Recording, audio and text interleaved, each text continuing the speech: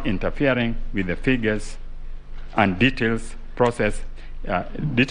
In Article 138.10, the chairperson then declares the result of the presidential election and delivers a written notification of the result to the Chief Justice and to the incumbent president.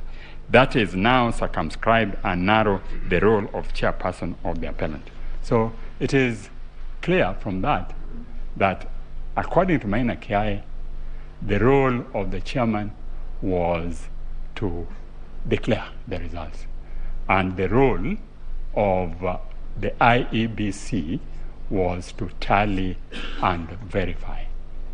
And that is indeed consistent with the expectation of Article 10, our national principles and national values.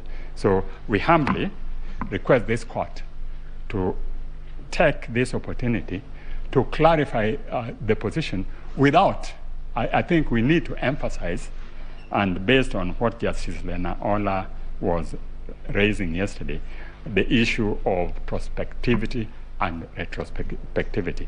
We're not going to that as the Office of the Attorney General. The Office of the Attorney General wants a clarification of this provision for future election and on how it impacts on other commissions. Is executive role conferred on the chairman, or the chairman is part of the commission and can only act in community with the commission? And that is consistent also with the provisions of the amendments which were done, some of the amendments which were done in 2017. You will notice that the commission has clearly delegated functions to the returning officers. Section 39(1)(a) that deals with National Assembly and County Assembly for them to tally and verify and declare. And 39(1)(b) deals with the right of the returning officers to tally, verify and declare the governor, senator, and county women assemblies. But the provision purported to confer the right on the chairman to deal with presidential elections, and that Maina Kiai was very categorical that it was contrary to the provision of the Constitution, and this is what they said. They said that the controversial regulations 83.2 and 87.2 were not affected by amendments, and the object is not difficult to see. The High Court, having found those regulations, that's at page 105, to be inconsistent with the Constitution, it was in bad faith for the appellant to reenact them while pursuing this appeal.